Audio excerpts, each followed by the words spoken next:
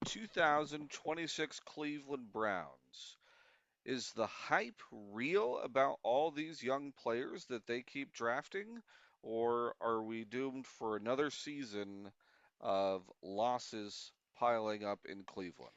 So I'm very interested to see what the Browns can do. They play in a tough division. Like the Ravens are always fairly decent.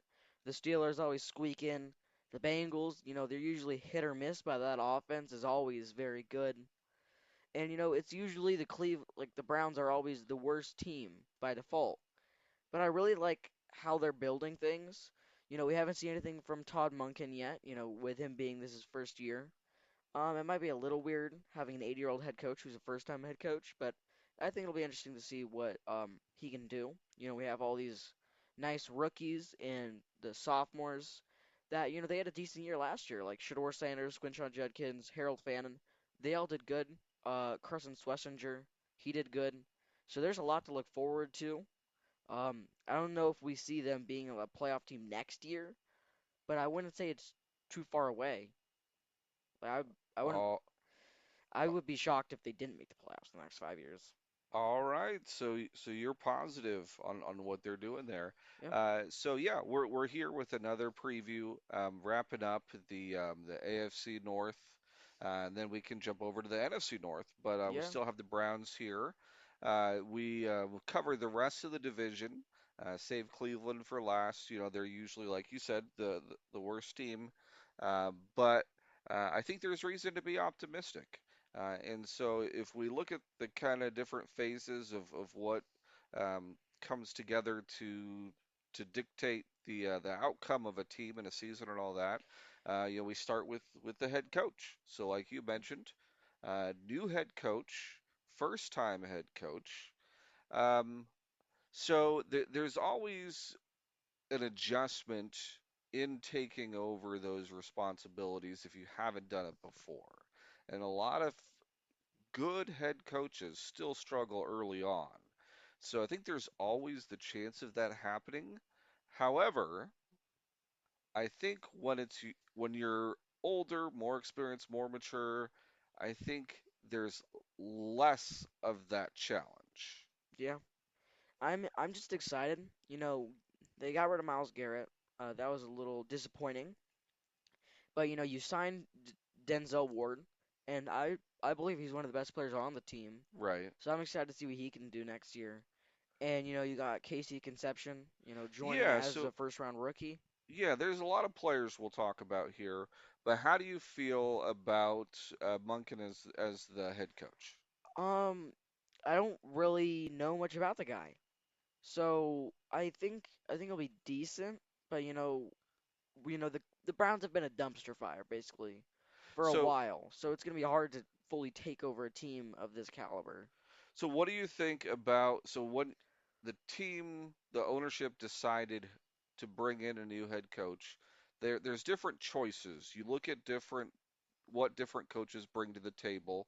Some are defensive minded, some are offense, some might just be like leadership guys, or they have different skill sets they bring.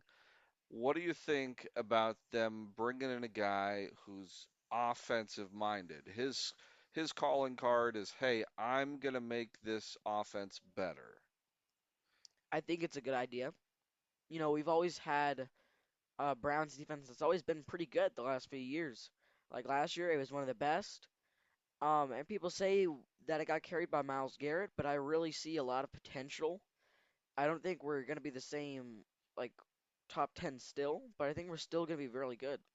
Like Yeah, you have all the young guys, you have a few solid pieces.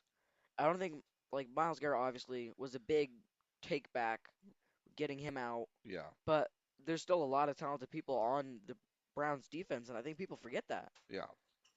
So I think you're right that's the biggest piece in place for the Browns is the defense. So I think bringing in a coach that can kind of catch the offense up is big. Yeah, And I wasn't the biggest on Monken either, but I think that it has its positives. You know, out yeah, of the different options, you know, at least you could say, okay, we've got someone that can, help them put up points and start uh, go in the right direction with that. And even though you may not be as familiar with him, he was the offensive coordinator for the Ravens. So have you Yeah, liked what you've seen from what the Ravens were able to do? I'd say they had a lot of bright spots. I mean, there was definitely a lot that were to be desired with the wide receiver room, but there were a lot of also good guys on there, so I don't know if it's really that he was that good or they were that good. I mean, we'll see it next year in Baltimore with their new head coach as well. But I'm excited to see what he can do. I feel like the wide receiver spot for Baltimore was a gaping hole, and I hope he doesn't leave anything out like he did there. He tried, they tried to get a lot of wide receivers, it just didn't work out. But Yeah, I believe and I will trust the process as long as we are decent next year. yeah. And that's one thing that, when you're a coach, you've got to work with the pieces that you're given. Yeah. So if you don't have wide receivers, you kind of have to game plan a little differently, play to your players' strengths and how they work out. But I think he's going to be a positive for the team. I think he's going to help them improve this year. So if we both take that approach, I think we can shift our focus here. So would you rather talk about offense or defense here next?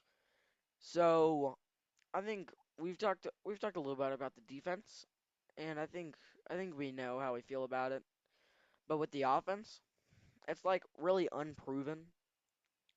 You have that quarterback room, and basically no one knows who's gonna win it. You have Shador Sanders, who didn't get to play a full season. People are calling him a horrible QB, but to really call someone a horrible QB, I think I need to see them play a full year. And I mean, JJ McCarthy just played for a whole year, and I don't like him. So I'd rather see Shador Sanders play for a full year and then decide what I think of him. Right, And Dylan Gabriel didn't play a full year. Do I want him to? No. You have Deshaun Watson. A lot of people, you got mixed feelings on the guy. Personally, I don't want him to start. And then you got the rookie Taylor Green. And I feel like if I wanted to keep three of these guys, I think you start Sanders, you bench Watson just because you have so much money on him, and then you keep Green and you cut Gabriel. I think that I don't want to. There are four decent QBs that could all be reasonable backups, right. so I think Gabriel could find a job anywhere really. Yeah. So I think this year a lot is going to depend on the quarterback play, like you Yeah, mentioned. That's really the focus. And for any Browns fans out there, that has been the most painful thing to watch the franchise yeah, struggle with is getting a quarterback. it's been Like annoying. so many times they've made, draft picks, they've brought guys in and like this is going to be the guy for the next It decade. was just And it's fallen off since they got Baker and then they traded for Watson. After that, nothing's really gone their way, and before that, nothing really did. But getting Baker, it was right. like you had something reliable, and they threw it all away. Yeah, well, even before that, like if you go back the last 20 years, like Johnny Manziel Johnny Football was supposed to be the guy. Couldn't stop partying, couldn't put in the effort it took. And Be a as a professional. as a football enthusiast, I saw him fall off the face of the earth. He went to CFL, went to the AAF, that was short-lived, and he even played in like some short-lived arena league where he got benched. Yeah, he didn't have the motivation, is what it was. No. But you had him, you had Brady Quinn coming out of Notre Dame, like great guy, like looks like he's got what you need. Colt McCoy back in the day, had like a good rookie season, but couldn't really overcome mediocrity. You had, Brandon Whedon. Like, there's just been guy after guy that just hasn't risen to the challenge. And so I think it's natural to be pessimistic. Like when they traded for Deshaun Watson, he was like like the best young up and coming quarterback that had proven it in Houston. It was like, you had Baker, so it would be smart to keep Baker, but seeing Deshaun Watson at that time, he was elite. There was like no reason to like really let him go away. Like, you had Baker, but obviously Deshaun Watson at the time was better than Baker. Yeah, And it's just, that was the thought is yeah, that with Baker, you're only going to get so far. it was better on paper. It just didn't work out on the field. Right, but with Watson, like if you were willing to pay the price, then he was going to pay off in the Yeah, long run. It didn't work out, set him back. So here we are with Shador, and he's very polarizing. People love him or hate him, which is very interesting because he seems like a guy that is very professional. Like with all this that has come at him, like most quarterbacks don't get all the hate that he gets, and he yeah. still shows up. He's still He professional. seems like a nice guy. He still is confident yet humble, which is a hard line to walk. And so I respect the approach that he takes, and I believe in him. I think that he has the potential to be an NFL quarterback, and I really want to see what he can do this year. Last year, people want to rip on him, but the guy didn't have an offensive line. He didn't have a wide receiver. Yeah. Jerry Judy's your wide receiver, Who's one of the you top know? in drops. So like it's a bad situation, but he didn't complain. Like he came out there and he went to work, and he's going to have a better team around him this year, and I think we're going Yeah. to see a better Shador Sanders. And then, moving away from the QBs, you have that running back room. And I did a video like a month ago about Quinshon Judkins. Because, going into their second year, there's a lot of very talented running backs in Yeah. this class. And I think Judkins is so slept on. He had a great rookie year until he got injured. And I see him breaking 1,000 yards this year. Yeah, I believe in that too. And Y- then you have Sampson, complementary piece. He's got the skill, he's got the punt returns, kick returns. He's strong too. He's going to be a good backup, I'd say. Yeah. And the running back room, they're young, they're pretty unproven, but I think it's solid. And then, with the wide receivers, you have Jerry Judy. And you love him or hate him, really. He signed that deal. I'm not a big fan of the guy. I don't see him as a wide receiver one. I see him at most as a wide receiver two. But, they brought in some guys. They tried to upgrade that room. I think they drafted two wide receivers. I don't remember the Yeah. second one's name, but I do know they drafted Conception. Concepcion and Boston were the Yeah, two they drafted. And then so now like Judy as the only wide receiver, not a good look for the offense. yeah. But when you surround him with Concepcion, with Boston, with Isaiah Bond, who has a year under his belt now. You have, Tillman. You've got great It potential. yeah, it seems better. Like you get more people to fill the roster, and usually there are supposed to be multiple people who are good, but getting like it's a young room, so being able to upgrade it with these younger guys is so much better than just having Jerry Judy basically being the number one target. Yeah, And then also having Harold Fannin into his second year, he was one of the best tight ends last year.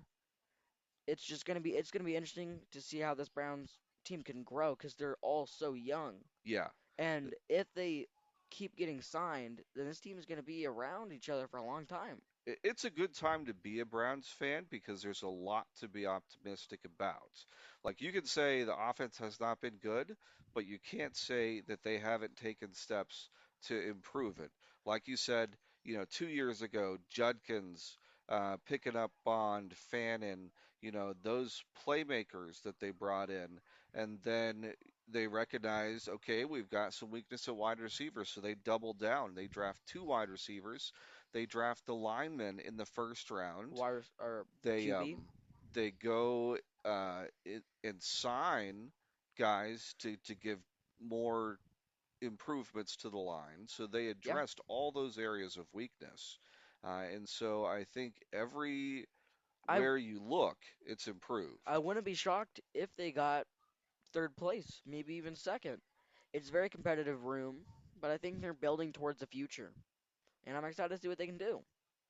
Yeah, I think that we're gonna see a Cleveland Browns offense that's a lot funner to watch this year. And just looking Uh, at the schedule, in their first 4 games, they play three teams that made the playoffs, and then one after that. They play four teams that made the playoffs, including the Steelers. mhm. So you play the Jaguars, Panthers, and Texans outside of the Steelers.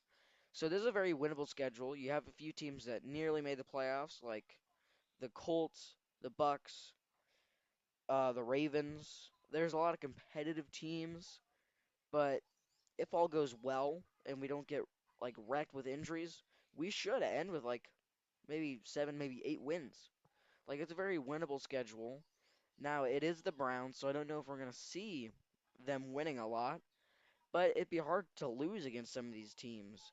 Like playing the Raiders, the Falcons. Mhm. It's just it's a pretty easy schedule, and I also don't see us like getting like losing both of our games to the Steelers and Bengals. I think those are splits. So it's a schedule that I think will give the Browns a chance to give them some motivation, maybe in to make the playoffs. I doubt that, but it will really help them like in their career. Yeah, so I'm gonna comment on the defense real fast. Yeah, I know you had touched on that already, but I'll comment on that and then on what I'm thinking for their record too, and then we can wrap it up here before it gets too long. But yeah, so defense, last year we saw one of the best in the league. And I think the only thing that's really changed is, you trade away Garrett, but you bring in one of the best young pass rushers. yeah, you got And Verse. I didn't touch up on that, but they did get Jared Verse. so you got him, you have additional draft picks, and as much as it hurts to lose Garrett, you you kind of align the window of the defense with the offense so they're both peaking at the same time Yeah, instead of Garrett, going past his peak when the rest of the team is at its best. yeah, So I think that as tough as that is, it's the best in the long run. So I'm okay with that. And I think that, with the defense is still going to be top 10 defense. Improved offense. This is a team I think that's going to win more games.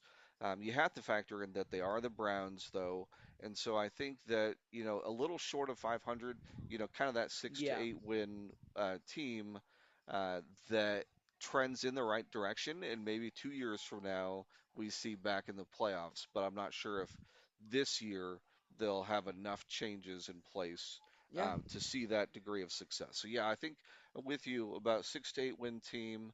I Uh, just like how they've been drafting recently. They've got a lot of guys that will build towards their future, yeah, and it's I been great. I think that the Bengals are the best in the division, but I think Ugh. that the Browns are going to be right there with the Ravens and the Steelers, all battling for that second spot. I don't think the Browns get it, but I think that they're competitive Yeah. in how they put the season together. I think that just ends it off right there. I mean, I think we're both pretty big on the Browns next year. I mean, not super high. I mean, we're not crazy, but I think we both know about what they should be.